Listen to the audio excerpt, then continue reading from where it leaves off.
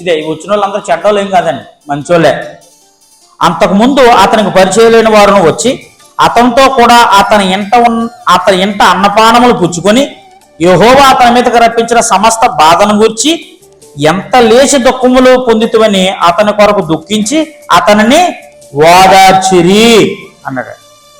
ఇక్కడ ఎవరైనా కష్టంలో ఉండి బాధ నుంచి బయటపడ్డారనుకోండి, వాళ్ళ దగ్గరికి మనం వెళ్ళినప్పుడు మనం చేయాల్సింది ఉందండి. ఇక్కడ ఎవరో ఆపరేషన్ చేయించుకొని బాధ నుంచి వచ్చారు, వాళ్ళ దగ్గరికి మనం వెళ్ళి ఏం చేయాలో ఉందండి. ఇక్కడ ఎవరో సహోదరుడు పెద్ద ప్రమాదం నుంచి తప్పించబడ్డాడు, అతని దగ్గరికి పరామర్శించడానికి వెళ్ళి ఏం చేయాలో ఉందండి.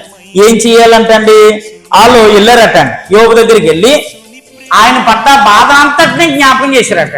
ఎంత లేసు దుఃఖాలు పొందారని వీళ్ళు కూడా ఏడ్చారంటే. వీళ్ళు ఏం చేశారండి, దుఃఖించారు. వీళ్ళు ఏం చేశారండి, ఆయనతో పాటు ఏం చేశారు, జ్ఞాపకం చేసుకొని దుఃఖించారు.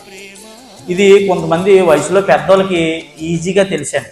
ఎవరన్నా బాధలో ఉన్నప్పుడు బాధ తగ్గిన తర్వాత కూడా కొంతమంది పెద్దవాళ్ళు వాళ్ళ పరామర్శించడానికి వెళ్ళినప్పుడు వాళ్ళని పట్టుకొని ఏడుస్తూ ఉంటారండి.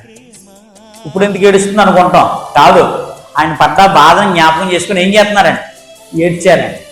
ఏడ్చిన తర్వాత దుఃఖించిన తర్వాత ఏం చేశారండి, ఓదార్చారండి. రెండో స్టెప్